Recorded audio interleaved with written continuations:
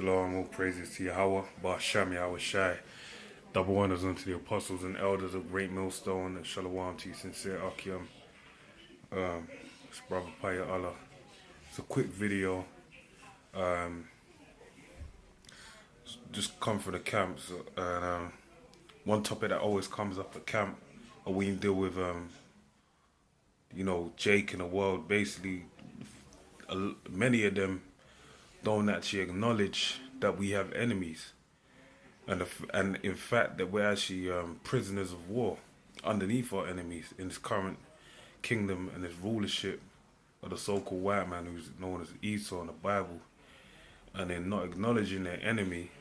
They're actually readying themselves for this forthcoming destruction. So I basically just wanted to hit a couple precepts on that point, and Lord willing, edify the elect. So this is Sirach 12 and 10. Never trust thine enemy, for like as iron rusteth, so is his wickedness.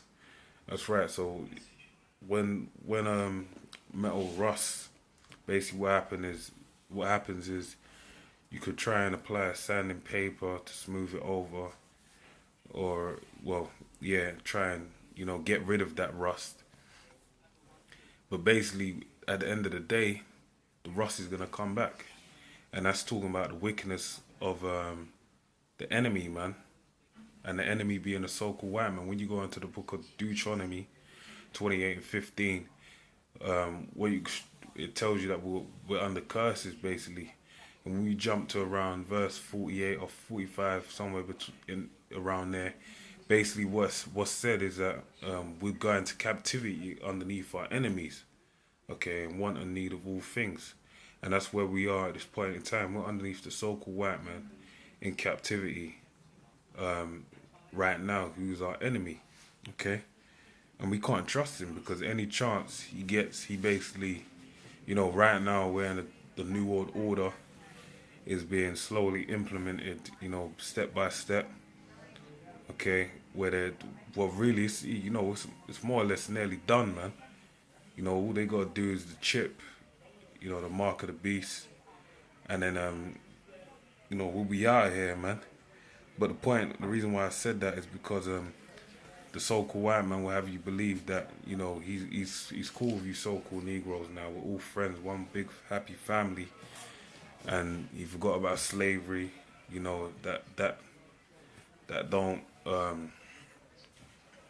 That happened thousands of years ago, and has no effect on you in your current state right now. And Jake actually fed into that shit, so they don't believe they have enemies. Okay, though he humble himself, and that's what he's done, and go couching, yet take good heed. That's right, take good heed, man. All right, when you I'll read on. And beware of him, and thou shalt be unto him as if thou hadst wiped a looking glass, and thou shalt know that the rust hath not been altogether wiped away. That's right, because, example, the moment you start talking about the hardship of Jake's, they want you to forget about all that. But then when it comes to Remembrance Day for World War I or World War II, or breaking out a puppy, and remembering 9/11, remembering the suffering of Jews, that's all over the TV. They ain't forgot about that, all right? And the biggest atrocity really was slavery. Okay? Verse 12, set him not by thee, lest when he have overthrown thee, he stand up in thy place. Neither let him sit at thy right hand, lest he seek to take thy seat. Thou at the last remember my words, and be pricked therewith. That's right, and that's what happened to us during the time of the Dark Ages. Basically, our people, what they did was allowed, Esau to assimilate into our nation amongst our people, and ultimately that was to their detriment, okay? Which led to the Renaissance period. Who will pity a charmer that is bitten with a serpent, or any such as come nigh wild beasts? That's right, and on that point of the charmer bitten by a serpent, you have Natural Born Killers, the movie, the scene by the fireplace, where they talk about a woman of the tribe of Gad basically takes a dying serpent in and nurses it up into full health. Then when it's at full health, it bit her. Then she asked, why did you bite me? She said, bitch, you should have knew I was a snake. And that's the same thing that's going to happen with Esau in these last days. Esau's going to let it be known that he is not your friend in these days, okay? Really, what you really, the mindset you're meant to apply is the mindset of King David, okay? You said he actually hates his enemies with a perfect, he hates, let me get it.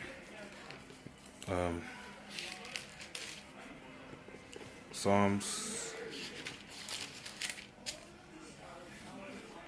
139,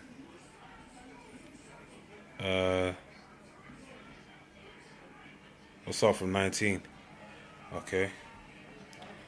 Surely thou wilt slay the wicked, O power. Depart from me, therefore, ye bloody men.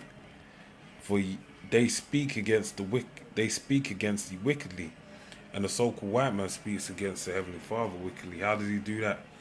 By upholding an image of blasphemy, showing that the Heavenly Father is a white man when he knows better. He knows he's a so-called black man because he's read the Bible. Okay, he has these archaeologists and all these scholars delve into the scriptures of the Bible, and they actually know these things. Okay, because these Bibles are printed in corporate organizations that were set up by Jake, but they didn't have full ownership over. So they know these things, man, and they search it out, and they watch us as well, starting with the apostles of great and elders of great millstone. Okay, and thine enemies shall take thy name in vain, as they have taken the Heavenly Father's name in vain. All right. Do not I hate them, O Lord, that hate thee? And am I not grieved with those that rise up against thee? I hate them with a perfect hatred. I count them mine enemies. So anyone that hates the Heavenly Father, King David said he considered them his enemies. And that's the same mindset we're meant to apply. Okay? Arm yourselves likewise. And, turn to the search of our fathers, man. That's where the wisdom, knowledge, and understanding is going to come from. Let me get this last scripture and I'll finish up on this. It's Isaiah 59.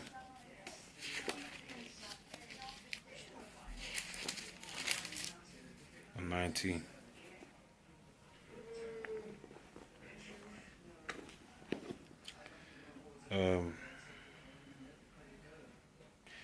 For thy wastes and thy desolate places and the land of thy destruction shall even now be too narrow. So lucky I got the wrong scripture. 49, 59.